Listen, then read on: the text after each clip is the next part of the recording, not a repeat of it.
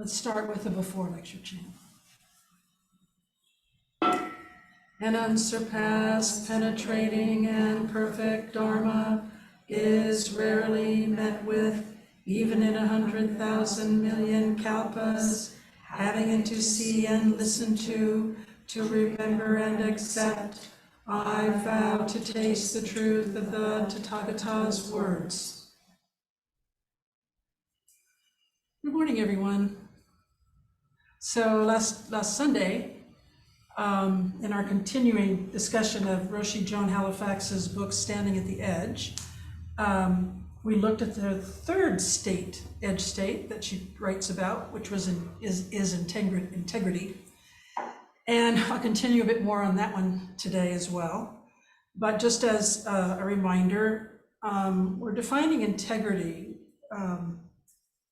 as an asset that has as its core wholeness and soundness of the principles that guide our sense of right and wrong, or appropriate, inappropriate, for example. And we know also that these assets can vary from culture to culture and even within groups. But it's also the wholeness and the soundness of our character. And in other words, it's how we act and how we feel and how we think ethically, guided by our own principles. When I was starting to type this talk, and for me, this talk, right before the talk is the before lecture chant. I have it copied in there on the first page. So the words that actually lead into every talk I give are, of course, I vow to taste the truth of the Tathagata's words. And it seems to me that the most important teachings that we have learned and studied, and which we have the intention to abide by, are all pointing to integrity, starting with the foundational Four Noble Truths, and the Eightfold Path, and the Six Paramitas, and so on and so forth. And there are many more, as we know. And fundamentally, they are all pointing to acting and thinking and feeling in ways that are in alignment with our morals and our ethics. And they reinforce and uphold our integrity. And thus, when we cause suffering, as Roshi says, to ourselves or others, our integrity is compromised and perhaps violated. When we alleviate the suffering, our integrity is reaffirmed. And as is the case throughout this book, Roshi devotes a good portion of each chapter to what she calls falling over the edge. And in this case, falling over the edge of integrity leads to moral suffering. And that's it's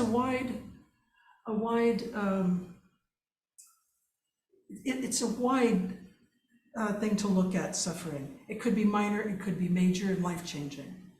But she writes about four main forms of moral suffering. And I'd like to share a little bit about each of these four with you today. But before I do, I'd like to remind you of something I shared last week. And she makes the point that integrity actually has a really fragile edge to it. We can go over it easily, she says, because she believes that it's most often an experience of moral anguish that ends up affirming and revealing our integrity. In other words, our own integrity often comes into the bright light of scrutiny or the pain of suffering when we are most struggling with the appropriateness of actions and behaviors and thoughts of our own and those of others. This is when our integrity seems to be on the line. But before we take a look at what the other side of the edge looks like and feels like, I'd like to mention what Roshi shares at the end, actually at the end of this chapter. In the midst of the challenges to our integrity, what we might face, she reminds us that these experiences offer opportunities for transformation, a path from moral suffering to moral resilience. And I have to say, in the first few months at the beginning of Upaya chaplaincy program for me in spring of 2021, Roshi, along with two other teachers, gave a training on what's called grace a program that was designed to serve those in the medical field who were suffering great moral distress, especially during the pandemic. And it was at the beginning of this program that I was first introduced to the concept of moral resilience. And in the book, Roshi refers to Cinda Rushton, who was one of the teachers that day. She's an ethicist and RN at Johns Hopkins.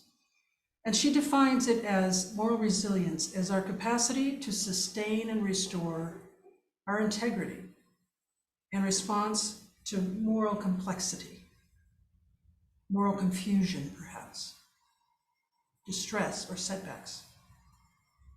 Now, this was something I found very interesting in learning about, and it suggests we all have the ability of Roshi's strong back, even when experiencing great moral distress. Here at the end of the chapter, Roshi also refers to the Japanese practice of kintsu kuroi, which is translated as golden repair. And some of you are no doubt familiar with this art form of repairing broken pottery by using this powder of gold or platinum or silver that's mixed up with a lacquer. And so what emerges in the pottery itself is a kind of a roadmap, if you will, of the breaks and the chips in the piece. And after repair, these art objects are said to mirror the fragility, the imperfection, and the beauty of life, and also its strength. And through the process, the piece actually becomes whole again. It retains its integrity. In fact, it is said that the art object becomes even more beautiful as it shows its own unique history. So I've asked Kate if she would put up just some examples of this kind of art form. So as we take a look at the 4 forms of moral suffering, I'm hoping you'll have an image in your mind of this: a sustaining and a restoration of integrity as a result of the moral complexities we might all face in our lives.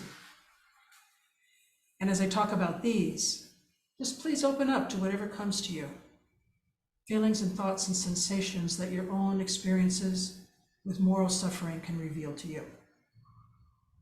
And life shows us that these might be experiences that we were able to easily handle, or in fact, could be life-changing moments that still impact our lives today. Thank you, Kate.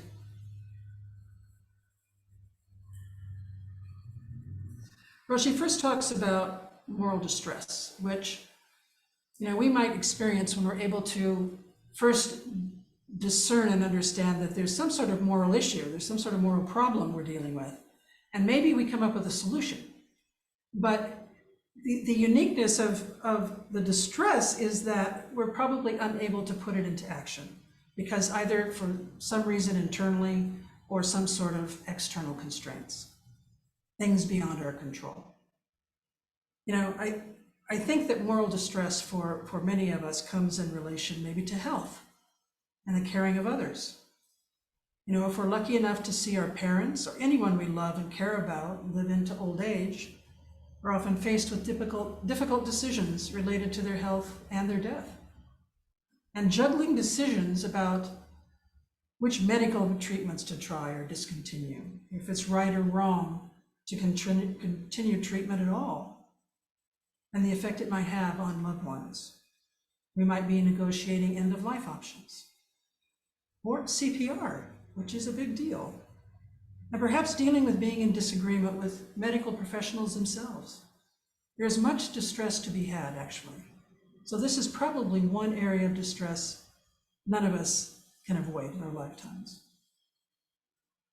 And during one of the chaplaincy gatherings, I had spoken about some decisions I had to make on behalf of my mother, but also other people in my life when she was in a nursing facility. And, just that decision of having her be in a nursing facility was stressful and caused me some example of moral distress. My mom would have benefited so much of being at home. or being in her own home, or being in hospice even. There are many decisions that we all have to make, albeit with the support of others in our lives, but they can cause us great moral distress. And Roshi mentions the 3 Hippocratic goals of medicine. She reminds us of these. To cure, yes. To relieve suffering. And the third one, very interesting, a refusal to treat those who are overmastered by their disease, is the way he puts it. And we were constantly bumping up against the last 2. It's a tough place to be in. How far do you go? When do you let go? So during this particular chaplaincy session, after briefly explaining my distress, Roshi asked me, how are you dealing with the moral residue of this distress? And to be honest, I first responded by saying I didn't really think of it as moral residue. I thought of it more as grief residue. But I thought about it more, and she was sort of prodding me. And then I said that actually I had done, at that time, the way I dealt with it was doing a lot of work on and off the cushion, bringing a lot of compassion to myself, understanding that I acted from a place of love for my mother and the other members of my family and friends, and understanding also that I was respecting her wishes. And I worked a lot at forgiving myself,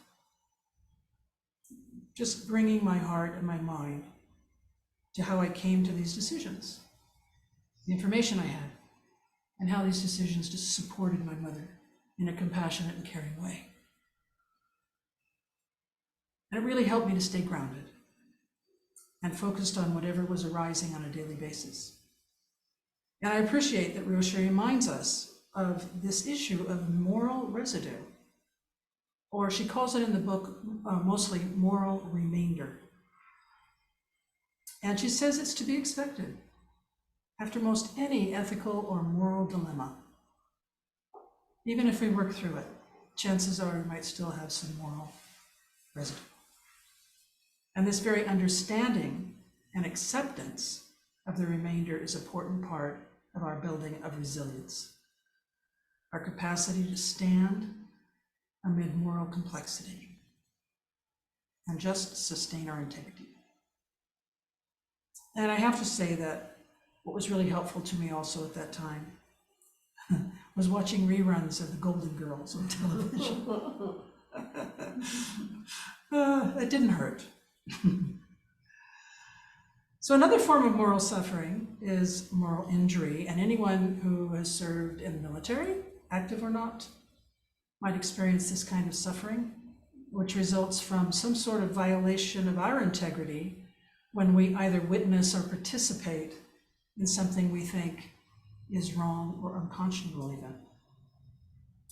And we might experience this working in a business whose practices go against our principles of social or environmental justice, for example.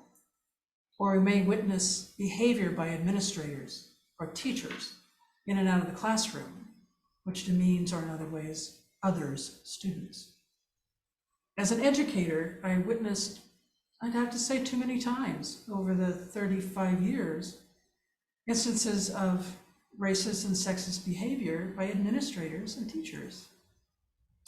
And it takes a toll, obviously, on one's trust and on one's sense of integrity to witness such behavior. But I felt deeply that my own integrity was being violated if I didn't do anything. And so I did, and sometimes with some of these people, I spoke to them directly in a kind way, letting them know that the behavior was injurious, or I filed a complaint or a letter. We do have those kinds of options, but when we're dealing with institutions, it's very difficult. It's very difficult to change a culture. So Roshi's advice is to, obviously, if we can remove ourselves from that kind of situation, do it. But do that while simultaneously trying to work for change, whether it's within the institution or within yourself. The third form is moral outrage. And I've never thought too much about moral outrage. I think, it has always existed, but I think Especially in our times today, I think we experience this a lot. We see it a lot. This response of anger and disgust in relation to something we perceive as a violation of our morals. You know, at its best, this kind of outrage is a justifiable response to behaviors that cause harm.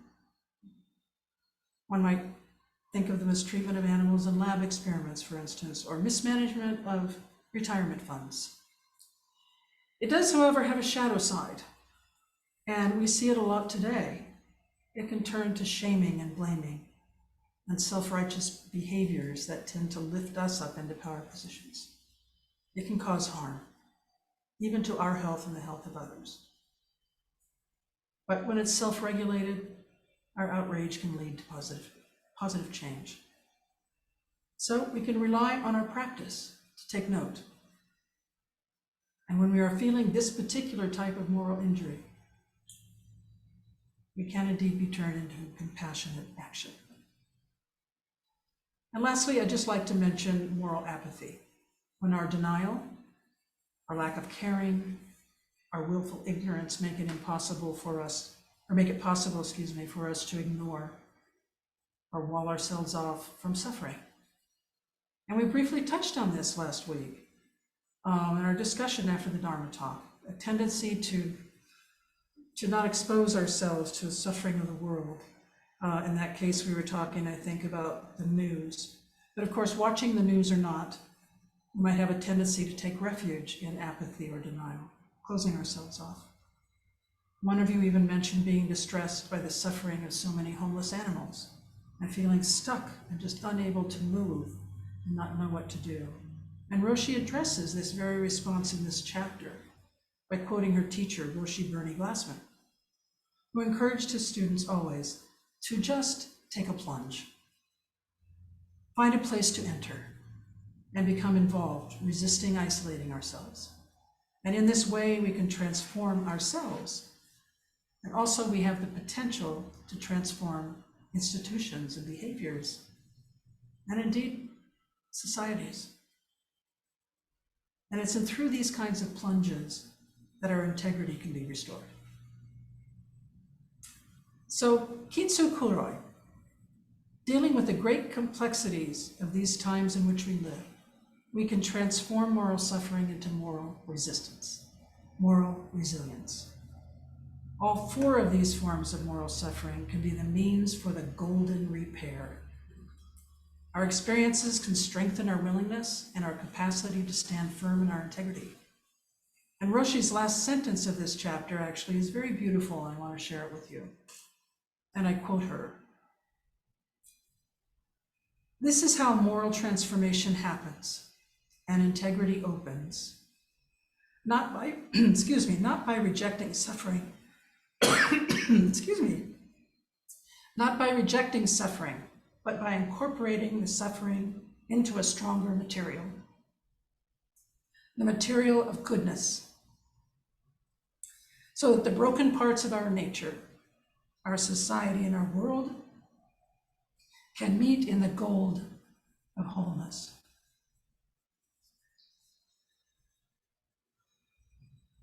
We'll take a moment for reflection.